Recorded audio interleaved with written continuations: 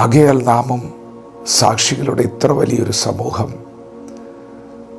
നമുക്ക് ചുറ്റും നിൽക്കുന്നത് കൊണ്ട് സകല ഭാരവും മുറുകെ പറ്റുന്ന പാപവും വിട്ട് നമുക്ക് മുൻപിൽ വെച്ചിരിക്കുന്ന ഓട്ടം സ്ഥിരതയോടെ ഓടുക.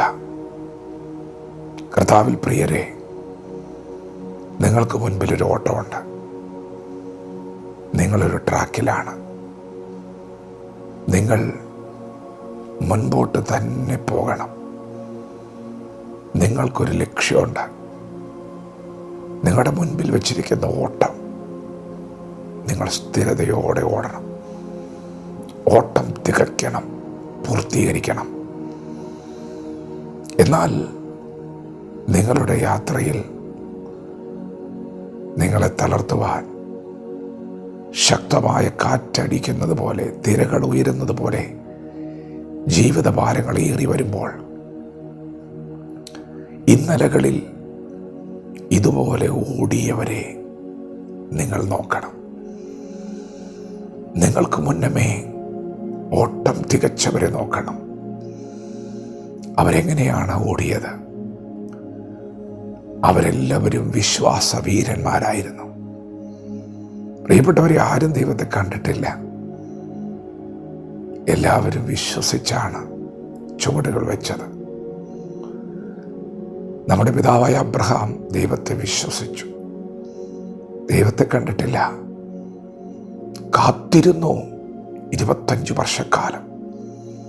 തൻ്റെ ശരീരം നിർജീവമാകുകയാണ്, ഭാര്യയുടെ ഗർഭപാത്രം നിർജീവമാകുകയാണ്. ഇത് താൻ ഗ്രഹിക്കുന്നുണ്ട്. എന്നിട്ടും പറഞ്ഞു ദൈവം പ്രവർത്തിക്കുമെന്ന്. നിങ്ങളുടെ സാഹചര്യങ്ങൾ നിങ്ങൾക്ക് പ്രതികൂലമായിരിക്കാം. വരണ്ടുണങ്ങിയതുപോലെ നിങ്ങൾക്ക് അനുഭവപ്പെടുന്നുണ്ടാകാം. എങ്കിലും നിങ്ങൾ വിശ്വസിക്കണം.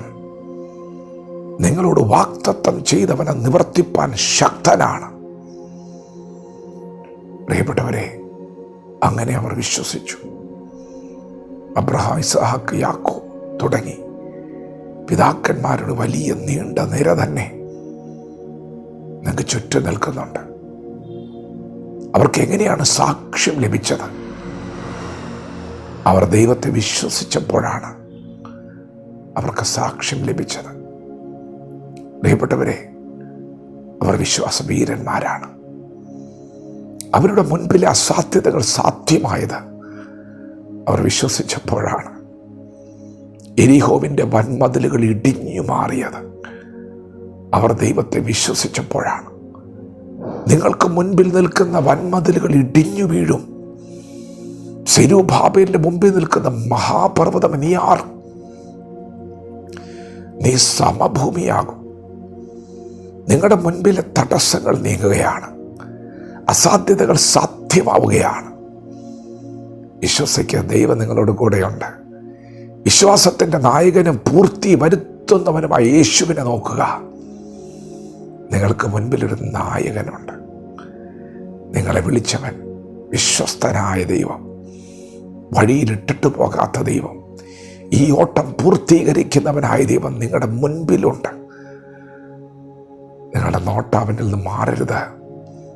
അവങ്കിലേക്ക് നോക്കിയവർ പ്രകാശിതരായ അവരുടെ മുഖം ലജ്ജിച്ചു പോവുകയില്ല. നിങ്ങളുടെ തല താഴുവാൻ ദൈവം സമ്മതിക്കുകയില്ല. നിങ്ങൾ ലജ്ജിച്ചു പോകുകയില്ല. നിങ്ങൾ വീണ് കിടക്കുകയില്ല. ദൈവം നിങ്ങളുടെ കരത്തിൽ പിടിക്കുകയാണ്. അസാധ്യതകൾ സാധ്യമാവുകയാണ്. ദൈവം നിങ്ങൾക്ക് വേണ്ടി വാതിലുകൾ തുറക്കുകയാണ്. വിശ്വസിക്കുക, ദൈവം നിങ്ങളോട് കൂടെയുണ്ട്. വചനത്തോട് പ്രതികരിക്കാം. ദൈവം നമ്മെ ഓരോരുത്തരെയും പകൽ അനുഗ്രഹിക്കുമാറാകട്ടെ. ആമേൻ.